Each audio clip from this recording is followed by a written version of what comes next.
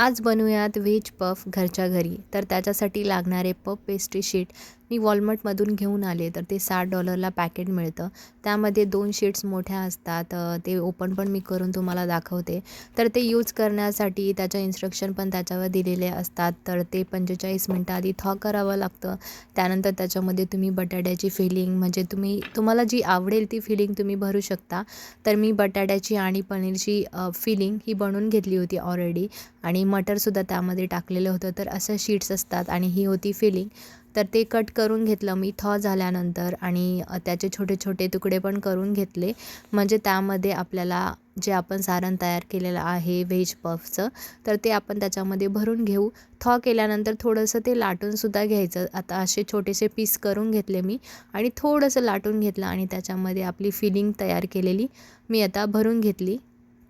तर तुम्ही मोठेसुद्धा बनवू शकता. तर मी छोट्या-छोट्या साईजचे बनवले आहेत आणि साईडने थोडंसं पाणी लावायचं आणि दूधसुद्धा थोडं एका वाटीमध्ये काढून घ्यायचं आणि जेव्हा आपण फोल्ड करू पफ त्यानंतर त्याच्यावरती आपल्याला लावायला दूध लागणार आहे.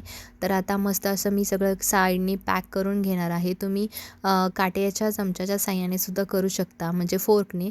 त्यानंतर त्याच्यामध्ये मी आता दूध घेतलेलं आहे आणि त्यावरती दूध आता मी सगळ्या बाजूने लावून घेणार आहे म्हणजे छान कलर येतो त्याला.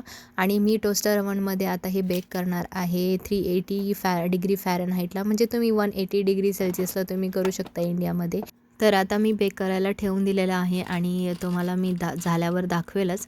20 मिनटाचा मी टायमर लावलेला आहे पण 10 मिनटातच माझे रेडी झालेले आहेत आणि खूप छान असे क्रिस्पी आणि खारीसारखं तुम्ही खारी म्हणून सुद्धा विदाऊट फिलिंग करता पण तुम्ही खारी म्हणून सुद्धा खाऊ शकता चहामध्ये बुडवून आणि हे चहाबरोबर तेवढं छान लागतं.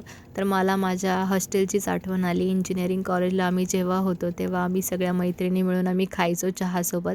तर खूप छान लागायचं हे व्हेज पफ आणि आता मी घरीच बनवलेले आहे. तुम्हाला व्हिडिओ आवडला असेल तर नक्कीच लाईक आणि सबस्क्राईब करायला विसरू नका.